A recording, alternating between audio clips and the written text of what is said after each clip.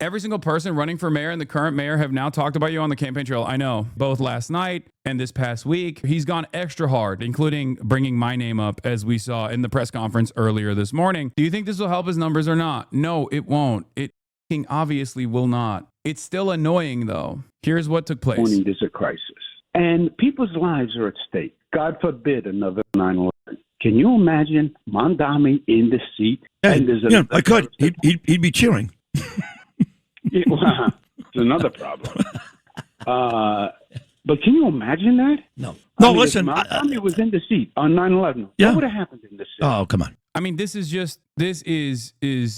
the most transparent version of racism. Like, and every person of marginalized background in this community and across the board knows exactly what this is, what I'm about to explain. Sometimes dealing with bigotry of this sort, if you're a woman, if you're trans, if you're black, if you're brown, is doubly fucked. Because not only do you have to make the mental calculation of whether or not you have the time or the energy to expend to address the racism, you also have to literally think, well, what if the rest of the audience that's listening to what this asshole has to say agrees with him? That is one of the most nefarious aspects of having to consistently combat with bigotry of every sort. You go through the process of, do I check this guy? Do I explain to him that he's being racist? Is he even going to be receptive to me checking him? Or is there going to be an even more aggressive reaction as a consequence of me checking him? And worst of all of the people around us that are hearing this conversation,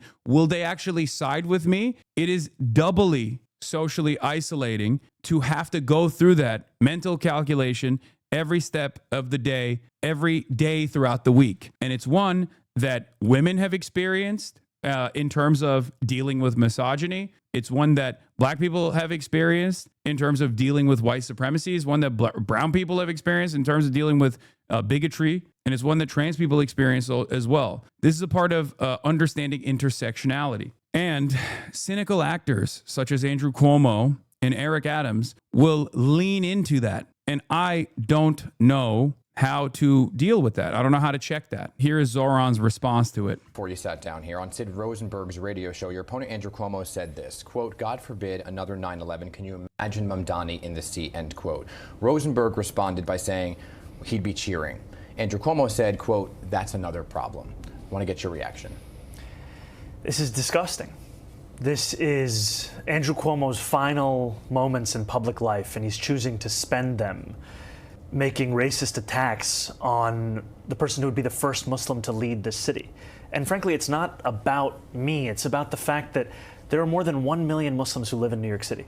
And to have our faith be smeared and slandered. For the record, this is part of the reason why he can't just like outright say, oh, Hasan sucks, it's not me, when slam with the 9/11 shit. That's the maximalist position, but he knows where that resentment is coming from. He knows that this is cynical framing. You have to, at a certain point, address the exact root cause of why this cynical approach is happening. And he's doing that right now. He's doing that right at this very moment where he says it is the dying last gasp of a desperate candidate that is endorsing full-throated Islamophobic attacks against his Muslim opponent. And the very fact that Democrats are not all incredibly angry at Andrew Cuomo for, one, refusing to drop out of the race, and two, allowing him to basically exist within the Democrat infrastructure while doing these sorts of bigoted lines of attack, not just against Muslims either, but against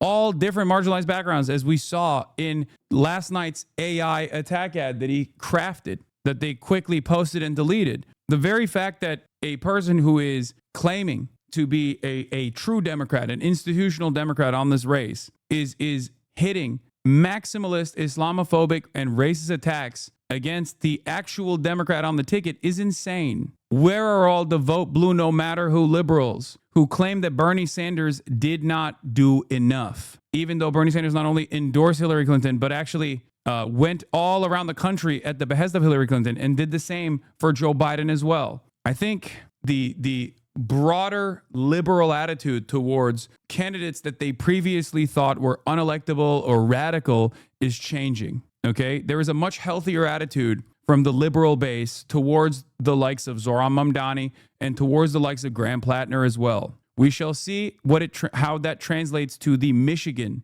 Senate run of Abdul El Sayed. Okay. It seems to me like voters, liberal voters in general, are lockstep with the left flank of the party, where they have now finally realized that actually it is a better electability argument if you are engaging in left populist policy making. Okay? I'm noticing a lack of response from these kinds of severe escalations from the right. There's a lack of response on the left against severely escalating, severely tuned up racialized rhetoric. So much so that even the likes of fucking Dinesh D'Souza has recognized it. And when the Republicans also expand that permission structure of bigotry, what do you think is going to happen? When people have no social cohesion, when people have no social checking around bigotry that is not only exhibited, but just like openly posterized bigotry,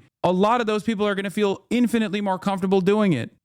By someone who at one point was considered a leader in the Democratic Party showcases the fact that bigotry and racism is not exclusively a Republican problem. It is also a problem within our own party. And it is time that we turn the page on Andrew Cuomo and those that would tolerate this kind of rhetoric from him as well. Yeah, I can hear the passion and emotion in your voice. It's personal for you. It is. I mean, it just... To describe myself and describe Muslims in this manner, it begs the question of why this kind of rhetoric is acceptable when we're speaking about Muslim New Yorkers. Because all Muslim New Yorkers want is to feel a sense of equality and respect that every New Yorker deserves. And even that is being denied by the former governor. Don't even try it. Don't even try to get on my lap right now. With a dire picture of Mamdani mayoralty, Cuomo plays to voters' fears. What a spectacular way to frame unrestrained and unrestricted racism, okay? Andrew Cuomo is escalating his warnings that mayhem would follow a victory by Zohran Mamdani, even posting an AI-generated video that depicts his supporters as criminals. Yeah.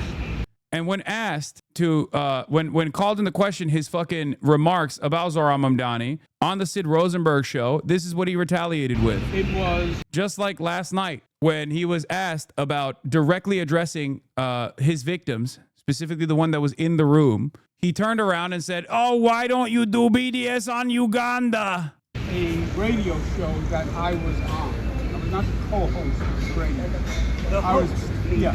Yeah, a guy who was trying to present himself as like the Democrat Party's alternative, even though he lost the primaries, can easily go on a right-wing show and be unrestrained and racist while simultaneously turning around and being like, but this progressive guy who works with the Democrats, okay, me, that association is unacceptable. It's ridiculous. The host said whatever the host said.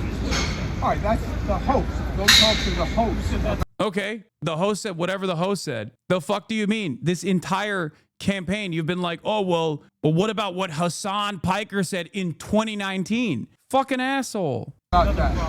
I said about 9/11. Yes, I'm the host in this equivalent thing. Exactly. That's another problem, referring to what I have said repeatedly, which is I have a problem with the fact that Zohran pals around with Hassan Piker. Bro, this is such a nutty thing. Bro, you made it, and by extension, we made it. This is unironically the same shit that these guys do all the time, where they're like, whoa, I can't believe you went on the Joe Rogan Experience. You know what I mean? Also, what's crazy about it is that Andrew Cuomo's own personal track record is insane in comparison to what he thinks he can attack Zohran over, which is an affiliation with a Twitch streamer whose quote he is unearthing from 6 fucking years ago. Okay? A concept where there is academic consensus on, for the record. Not said in the best possible way, But regardless, one in which there is academic consensus on the concept of blowback. And also, Zohran already condemned the comment itself. So, and then simultaneously said, we should still talk to people who we disagree with, regardless. And this is why the Democrats lose, which is correct. That's why I'm in this weird boat where, like, on the Graham Plattner stuff, there's like plenty of irredeemable shit in his background. But I do appreciate the fact that liberals are not playing around with this anymore. And I do think that liberals in New York are also not playing around with this shit at all when it comes to Zohran either. Okay? Where they're like, yeah, I don't give a fuck. Like, what are you talking about?